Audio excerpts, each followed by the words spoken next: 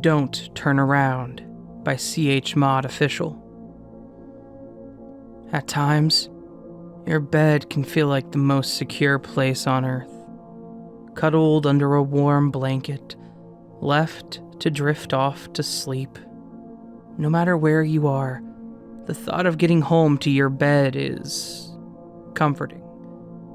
You savor the moment that your head crashes onto your pillow, and you feel every muscle in your body sigh of relief. That moment when your mind drifts off to the farthest reaches of space and time until it goes into a state of unawareness and bliss. It feels as if the world revolves around your comfort. But sometimes your mind wanders into a different place, a darker place. You've probably felt it before. Your heart starts to beat a little faster. Sweat beads start to form on your legs because it's so hot under that blanket. So why not just pull it off? Why not expose your body to the air? Then you'll feel fine. But wait. What was that noise?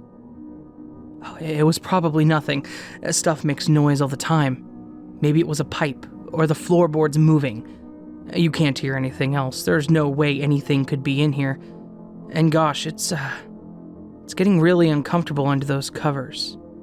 So just stop being a baby and move already, you tell yourself. Sweat is accumulating on your body. You'll never fall asleep like this. You're a young adult. Being afraid of monsters is for children. So just move already.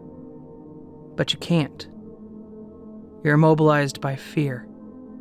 Not fear of what is there, because there's nothing there, right? You're not scared of that. But why can't you move then? Because you're scared of what could be there. You're scared of what you can't see. The unknown. There could be anything there. In fact, there could be nothing there. You're not looking. Your mind works against you.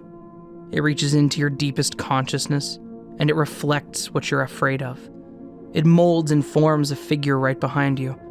A tall, slender figure, wheezing for air. Its face is pure white, almost fluorescent, adorned with two pitch-black eyes that peer right through you. A gaping abyss filled with jagged teeth twists into an inhuman smile. Behind it lies a trail of bloody footsteps. It has come to claim its next victim. Each shaky breath it draws in brings it closer to you. You can hear it breathing. You can feel its presence. As you lay sweating and shaking in your bed, it draws closer to you. Its clammy, warm breath blows through your hair, giving you goosebumps all over your body. And all you can do is pretend that you're sleeping. Its hand hovers over your head, ready to draw the breath from your lungs. Each bony finger trembles slightly as the monster salivates in excitement. You can feel it. Your body trembles in fear. Your breaths come sporadically and quickly. Your pillow is soaked with sweat. You feel the last warm breath draw into your lungs, the oxygen course through your body as the monster wraps its hand around your head. But you don't feel anything. You brace for the impact, but nothing comes. And you wonder to yourself, what are you doing? You hear nothing. Your breath returns to normal, and you realize that it was never there, right? It was all in your mind. You created it, and you scared yourself. In fact, you could say that you are the monster. It goes with you everywhere. You can imagine that it's absent, but it's not. Because in any given instant, your mind can call that monster to you. It's behind you when you're sleeping, when you're watching TV, and when you're on your computer. Don't turn around.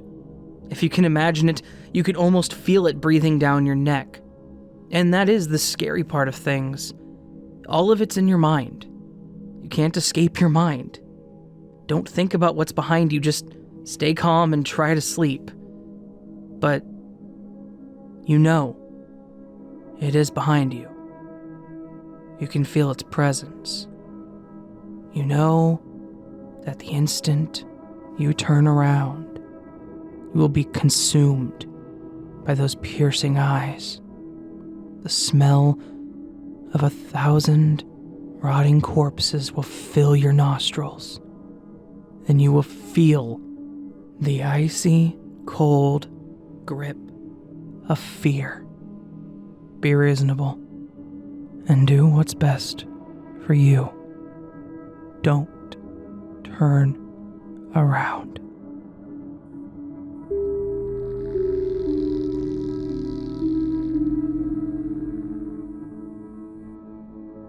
Forgotten Dreams by Ocean Green. Do you know that we forget most of our dreams? Psychologists have long since proven that we actually dream every time we fall asleep. Although, most of these dreams are forgotten as soon as we wake up. So the question here is, what's the point of having dreams if you can't remember them?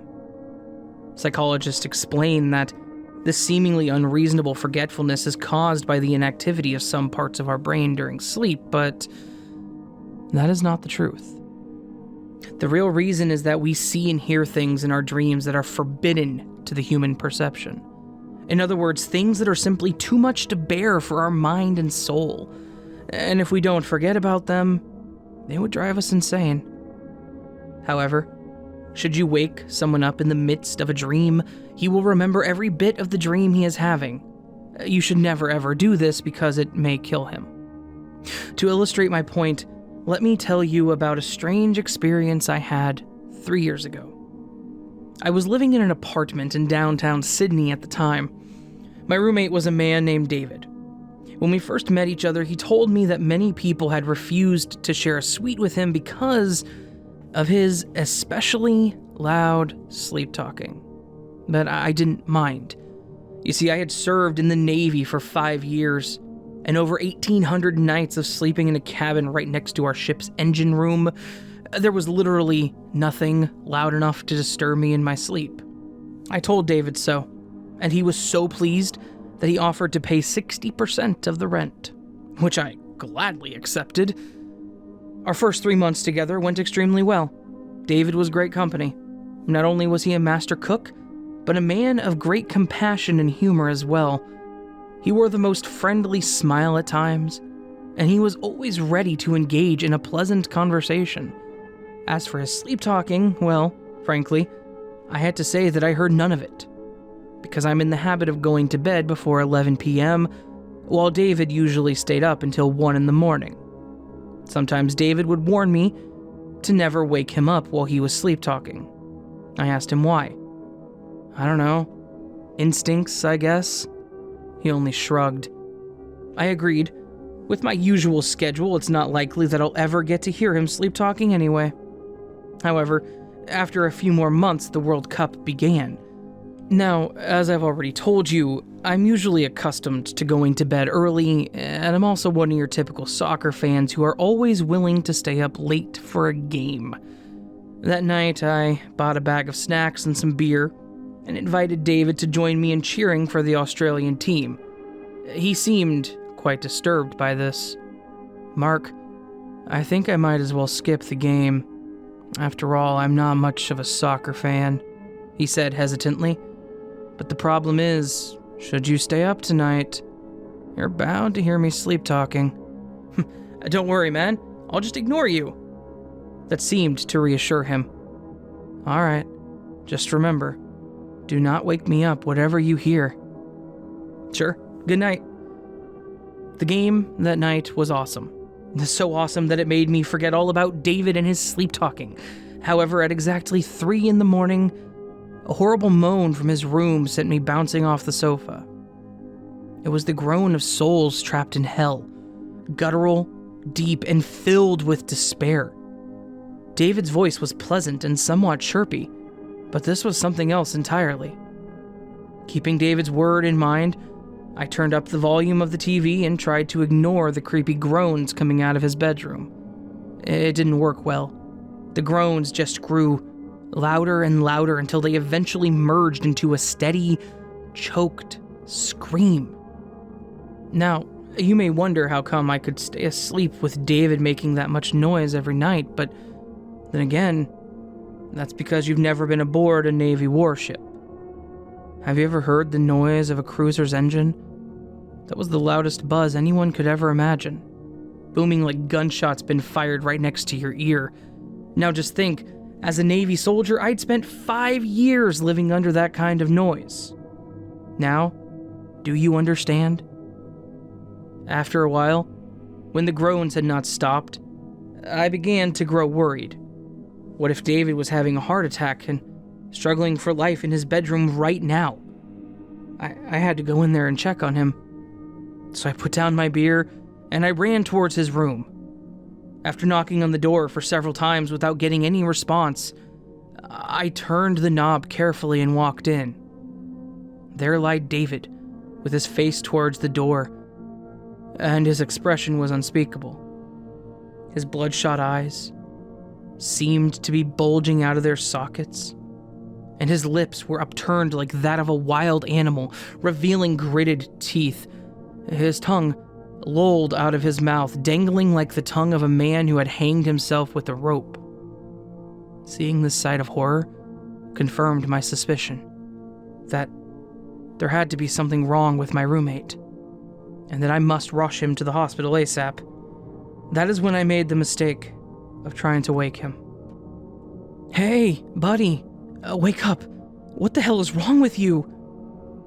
The change on his face, it was almost instant. The eyes narrowed, and the bloodshot was gone. His tongue retracted into his mouth, and for a moment there was my friend again, staring blankly up at me as if dumbfounded. Then, all of a sudden, he leaped from his bed and started screaming. My God, I saw... What the fuck did I see? Oh God, he screamed as he banged his head against the wall so hard that it drew blood. I tried in vain to get a hold of him, but he was astonishingly strong. "I saw them, Mark. Oh God, I saw them in my dreams. These things. Oh, they talked to me in my dreams, and I could see them so clearly. They tortured me, and oh fuck. Those damned eyes. These hands." He collapsed into a fetal position on the floor and began to weep like a boy. In the end, I called the hospital, and they sent someone to pick him up. 2 weeks later, I read in the local newspaper that David had committed suicide in a mental institution. He had been staying awake for over 80 hours when he died, banging himself in the head or biting down hard on his arms whenever he felt sleepy. He was afraid of them, the beings that haunted him in his dreams, and now, because of me, he could remember. Now do you see? If you caught your friend having a bad dream, you never wake him up, or his blood will be on your hands. I had moved out of that apartment now and rented a smaller suite on the opposite side of the streets. It's a humble place, and the facilities are generally unagreeable, but at least it's a suite that I can afford to rent by myself. However, you see, the problem is, I began to dream talk as well. Last week, my new roommate complained that I would sometimes groan horribly in my sleep, and I would even beg and weep as if I was being tortured. Maybe, just maybe, they are now coming after me as well.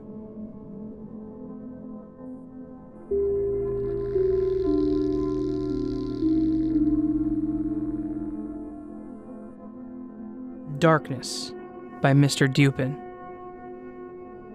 You open your eyes. An endless ocean of black fills your vision.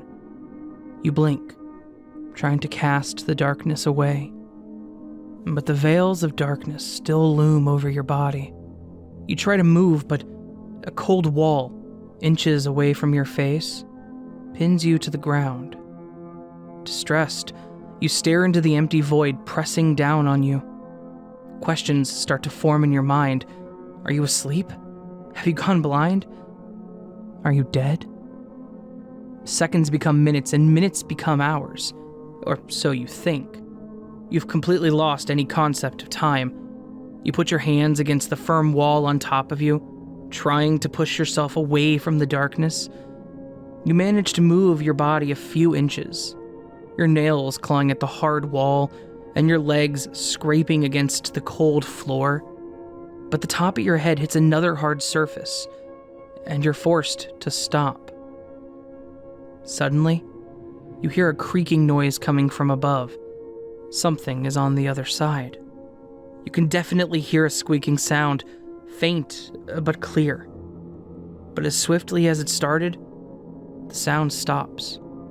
You're once again plunged into complete darkness. Then, a dreary thought sneaks into your mind. You're buried alive.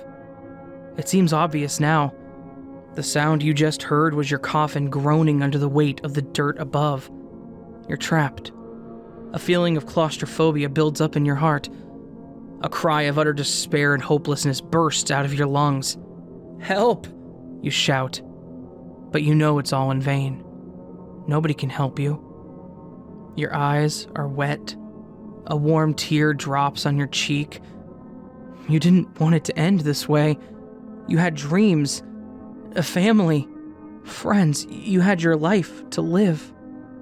But your cruel fate has stripped everything away. You close your eyes. You pray that your torture ends quickly. An indefinite amount of painful minutes, you begin to drift away, your existence slowly washing off the face of the earth. But then you hear a sound. At first, you can't determine what it is, but slowly you recognize a familiar whooshing sound of a strong breeze. You must be very close to the surface. New hope is planted into your heart. You start yelling again, hoping to catch the attention of anyone passing near you. Suddenly, you hear a loud thump. The roof of your coffin bends inwards, the cold surface now pressing down on your face. You turn your head sideways to allow for breathing space. Something has fallen onto your coffin. Is it dirt about to crush you? No, it can't be. Whatever caused the bend in is still moving. Maybe you aren't buried. But if that isn't the case, then where are you? A shiver runs down your spine. A question you should have thought of earlier pops up into your mind. How did you end up here?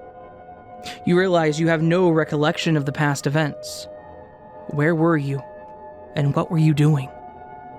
Your memory is completely blank. But you can't give it more thought, as a creaking sound breaks the silence once more. The bend in above you subsides, indicating that the weight on top has shifted. You can very, very faintly hear a whimpering sound, like someone is trying to muffle his crying. As suddenly, a flash of light blinds you. You look to your right. A little crack has appeared in the blackness that surrounds you, allowing a sliver of light to invade your world of darkness. Your heart jumps. This is your escape. You extend your hand, your fingers touching the edge of the crack. You are surprised to find not the hard surface you imagined, but a smooth and soft cloth that parts under your light touch. You push with your fingers, the velvet-like material apart, creating a hole big enough for your hand to pass through. With another push, your hand exits your dark prison and enters the world of light. The fresh air cools your skin while you blindly explore your surroundings with your hand. At first, your palm lands on a cold surface that seems to extend far beyond your reach, but moving your hand up, you again come in contact with a soft material. You grab onto it, trying to determine how far up it goes. You start climbing up the cloth with your hand, but almost immediately your fingertips reach the edge of a strange fabric. Suddenly, a high-pitched screech pierces your ears. "Mommy! Mommy!" After a few seconds, you hear a door open. "What is it, sweetie?" "There's a monster under my bed.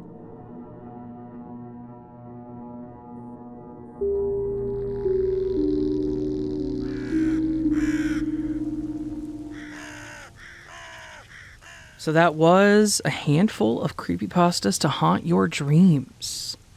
3 of them to be exact. I guess 3 creepypastas are a handful. I don't know. That's what I wrote on my notes. A handful of creepypasta. I don't know what I'm doing anymore. I hope you guys enjoyed this, and if you did, hit that thumbs up button, and also hit that subscribe button and the bell icon next to it. That makes it obvious for me that you liked the video.